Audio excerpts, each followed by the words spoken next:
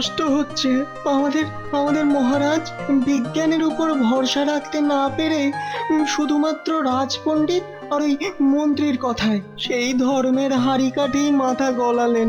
আচ্ছা আচ্ছা, তুমি কি বিশ্বাস করো যে হোম যজ্ঞ করে বৃষ্টি নামানো যায়? কি আর করবেন বলুন, আমরা সকলেই যে রাজকর্মচারী।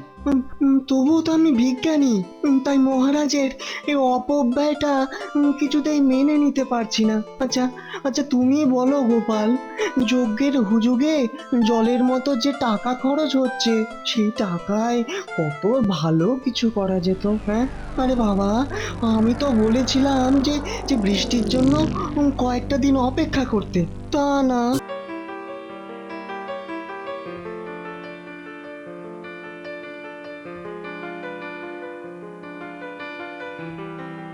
এ কি অনাসৃষ্টি কাণ্ড বলতো? শ্রাবণ মাস শেষ হতে চললো, এখনো আকাশ ভেঙে জমিয়ে বৃষ্টি নামলেনি। যা বলেছ, আর তো কদিন বাদেই দুর্গা পুজো। বৃষ্টির অভাবে এখনো তেমন করে জমিতে ধান রুইতে পারলাম না। কি যে আছে কপালে। আসলে মনে হয় ভগবান আমাদের ওপর কুপিত হয়েছেন, তাই এই কম বৃষ্টি। ভালো বৃষ্টি পেতে হলে ওই ভগবানের পুজো করতে হবে। আমরা গরিব মানুষ, ভগবানের পূজা করার মতো সামর্থ্য কোথায় আমাদের? আমি বলি কি, সকলে মিলে চলো মহারাজের কাছে চলো। তিনি দয়ালু মানুষ, এই বিপদে তিনি নিশ্চয়ই কিছু একটা করবেন। তাহলে তাই চলো, তাই চলো, কালই মহারাজের কাছে চলো। মহারাজের কাছে চলো। চলো চলো চলো।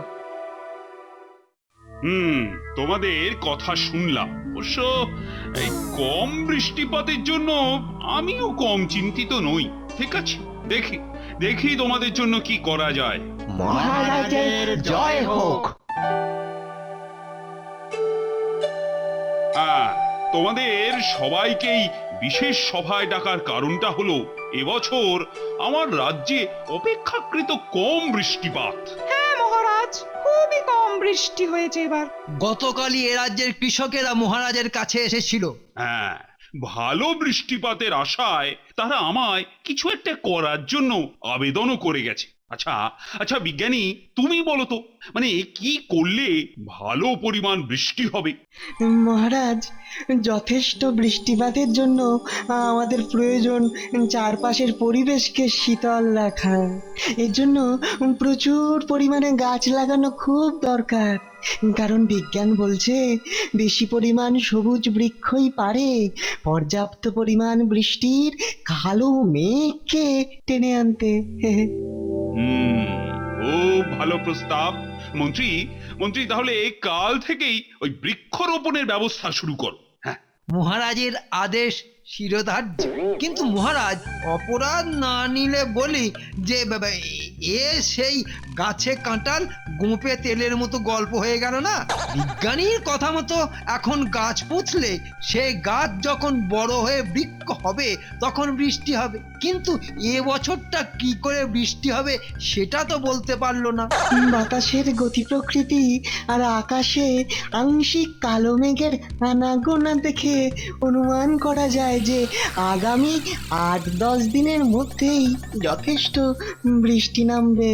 আবার অনুমান? তুমি কেমন বিজ্ঞানী হে? হ্যাঁ, শুধু পরিকল্পনা আর অনুমান। বৃষ্টি কবে হবে সেটা বলতে পারো না? হ্যাঁ, আচ্ছা কি করে বলবে? বৃষ্টি তো আর ছেলের হাতের মোয়া নয় যে হাত ঘুরিয়ে আই বৃষ্টি ঝেপে ধান দেব মেপে বলে ছড়া কাটলেই আকাশ থেকে ছচ্ছর করে বৃষ্টির জল ঝরে পড়বে। তুমি চুপ করো। একটা গভীর বিষয় নিয়ে আলোচনা হচ্ছে, তার মধ্যে ফুট করে ফুট কাটা। মহারাজ, আপনি গোপালকে এই সমস্যার সময় ভাড়ামি করতে বারণ করুন। এই গোপাল, তুমি এখন তোমার মুখটা বন্ধ রাখো তো। যথা আজ্ঞা। এই মুখে কুলুপ দিলাম, কিন্তু কানটা খোলা রাখলাম।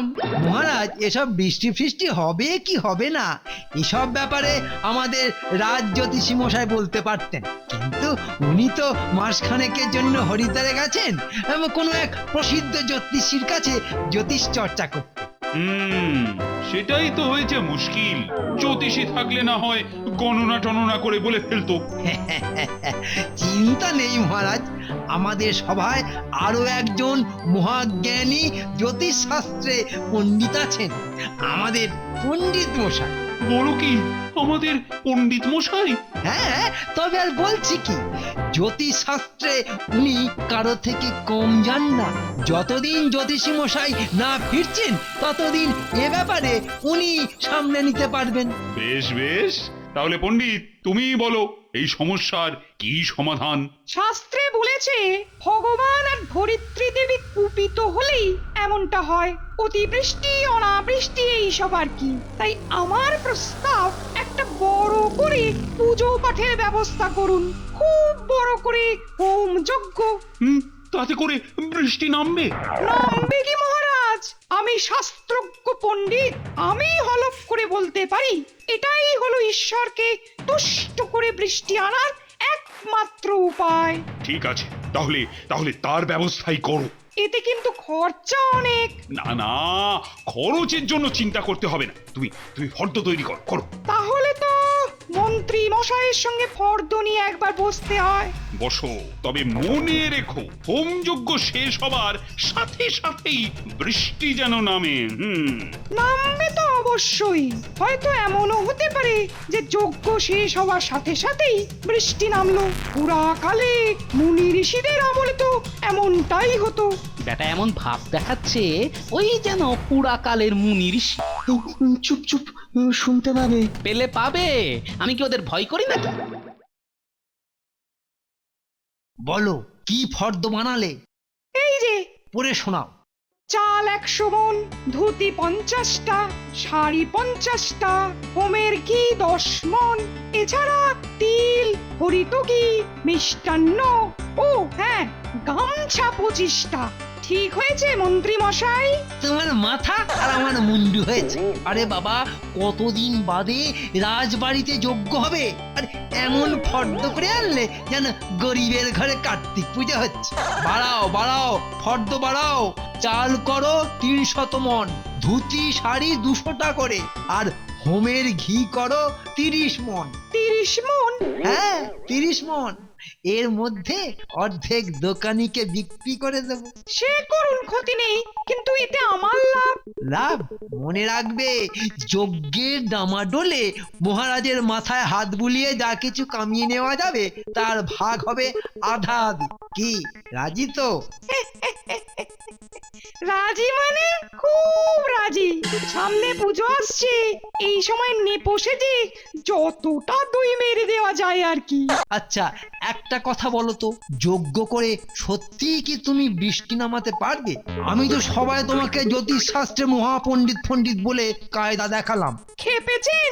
আমি কি মুনি ঋষিদের মতো অত মন্ত্র জানি নাকি? তাহলে তো ঘোর সমস্যা। বৃষ্টি না নামলে মহারাজ কিন্তু তোমায় ছেড়ে কথা বলবেন না। জানি তো। সর্বনাশ, তাহলে এত বড় ঝুঁকিটা তুমি নিচ্ছ কেন? ওই যে বিজ্ঞানীর কথার উপরে ভিত্তি করে, বিজ্ঞানী কি বলেছে মনে নেই? আগামী 8-10 দিনের মধ্যেই যথেষ্ট বৃষ্টি নামবে। আমি তাই স্থির করেছি যজ্ঞের আয়োজন আর দিনক্ষণ স্থির করতে করতেই 6-7 দিন লাগিয়ে দেবো।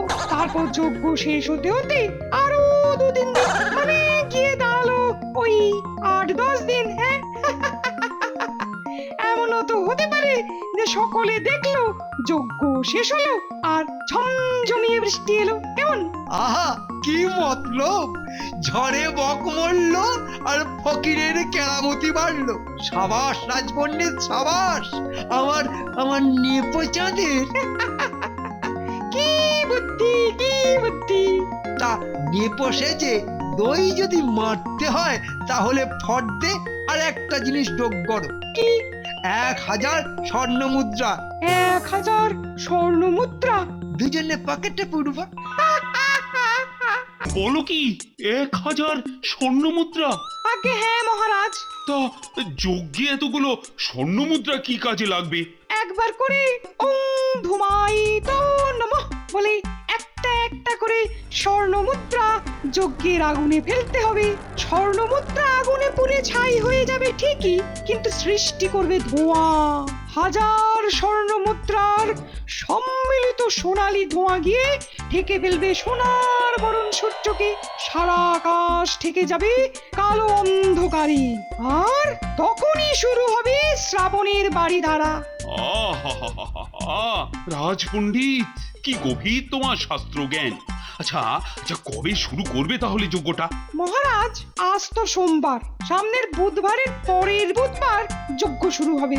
যজ্ঞ চলবে 2 দিন ধরে। তাহলে মন্ত্রী, যজ্ঞের কথা ঘোষণা করে সারা রাজ্যে ঢেনা পিটিয়ে দাও। হ্যাঁ, প্রজারা সবাই যেন দেখতে আসে এই যজ্ঞ, যেন বুঝতে পারে তাদের মঙ্গলের জন্য এই রাজা কতখানি করতে পারে। জয় মহারাজ কৃষ্ণচন্দ্রের জয়। শোনো, আমি 1000 নকল স্বর্ণ মুদ্রা বানাতে দিয়েছি। ঠিক সময় ওটা চলে যাবে তোমার বাড়ি। যজ্ঞের দিন খুব সাবধানে ওগুলো থলিতে ভরে যজ্ঞস্থলে নিয়ে সুকৌশলে আসলের সাথে পাল্টাপাল্টি করে নেবে, বুঝেছো? বুঝেছি। নকল স্বর্ণ মুদ্রা যজ্ঞের আগুনে পুড়ে ছাই হবে, আর আসলগুলো আসবে আমাদের ট্যাঁকে। সামনের দুর্গাপুজোটা বেশ ভালোই কাটবে আমাদের। যা বলেছেন সবই আপনার বুদ্ধি। তবে যজ্ঞস্থলের হাত ছাপায়ের কাজটা কিন্তু খুব সাবধানে সারতে হবে। মনে রাখবে, ওই পেট মোটা গোপাল কিন্তু আশেপাশেই থাকবে। আপনি কোনো চিন্তা করবেন না মন্ত্রী মশাই, মন্ত্র উচ্চারণের মধ্যেই এমন শাস্তি দেবো না, গোপাল তো গোপাল, শিবের বাবাও না টেট্টি পর্যন্ত পাবে না। জানো গোপাল, আমার না খুব কষ্ট হচ্ছে। আমাদের আমাদের মহারাজ বিজ্ঞানের উপর ভরসা রাখতে না পেরে শুধুমাত্র রাজপণ্ডিত আর ওই মন্ত্রীর কথায় সেই ধর্মের হাড়ি কাঠেই মাথা গলালেন। আচ্ছা আচ্ছা, তুমি কি বিশ্বাস করো যে হোম যজ্ঞ করে বৃষ্টি নামানো যায়? কি আর করবেন বলুন, আমরা সকলেই যে রাজকর্মচারী।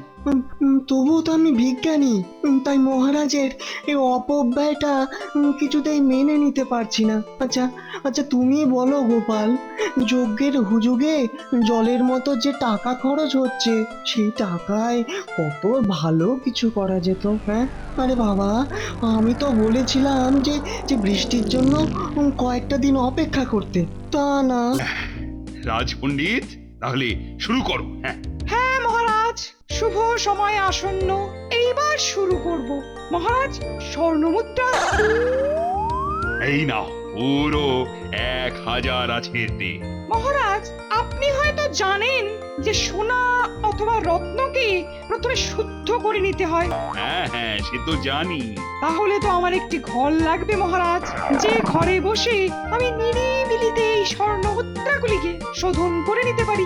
ঠিক আছে, তুমি আমার শয়নকক্ষে যাও, নিরিবিলিতে শোধন করে নিয়ে এসো। হ্যাঁ, যাও।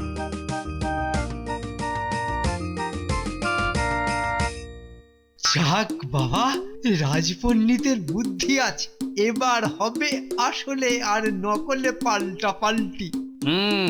সোনার টাকা শোধন করতে নিরিবিলিতে চলে গেল। ব্যাপারটা গোলমেলে মনে হচ্ছে।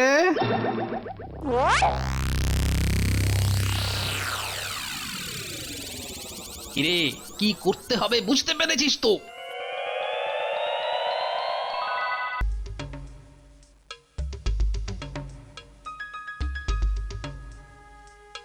ওহ, রাজপণ্ডিত গেল তো গেলই, এতক্ষণ যে কি করছে কে জানে।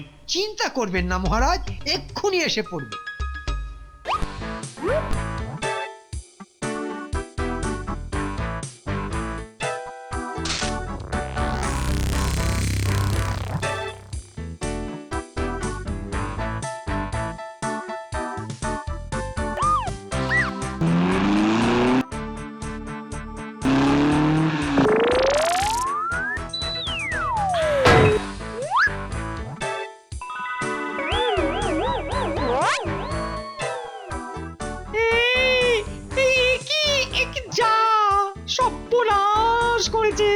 গোপালের খুদে বাহিনী যে নকল তলিটা নিয়ে পালালো। হায় হায় হায় হায় হায় হায় হায়, এখন আমি কি করি? চুরি গেছে বলে মহারাজের কাছে নালিশটাও যে করা যাবে না, তাহলে তো কেঁচো করতে সাপ বেরিয়ে পড়বে। হায় হায় হায় হায় হায়।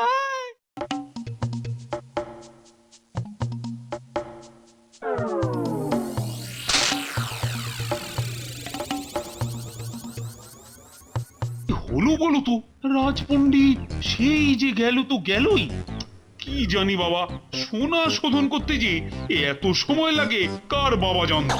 চিন্তা করবেন না মহারাজ, যজ্ঞের স্বর্ণ মুদ্রা শোধন বলে কথা।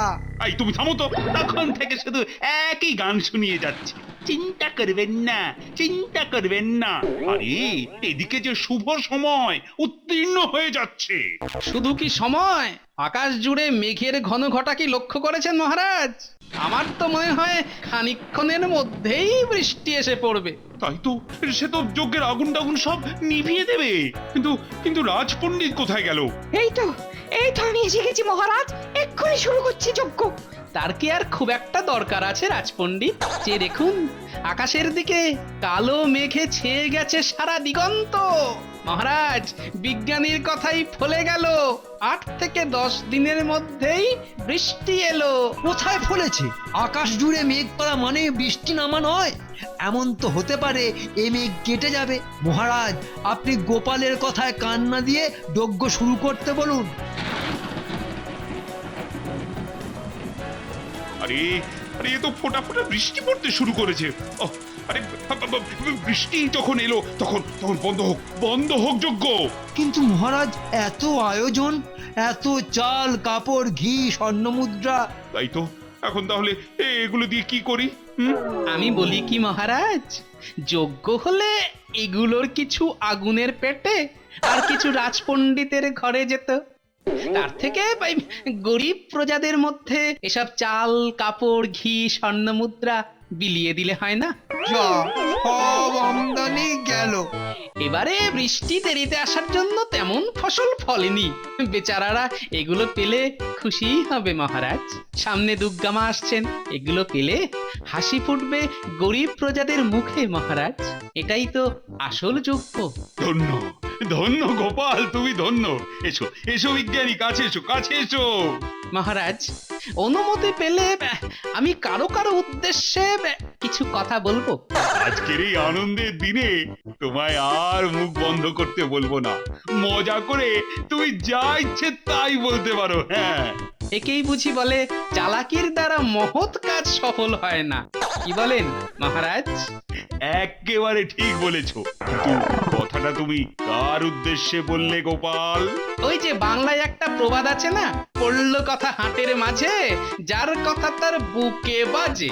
যে বোঝার সে ঠিক বুঝেছে মহারাজ।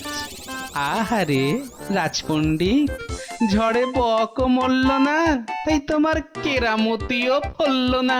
মনে বড় লেগেছে তাই না? চুপ বেটা বেয়াদব।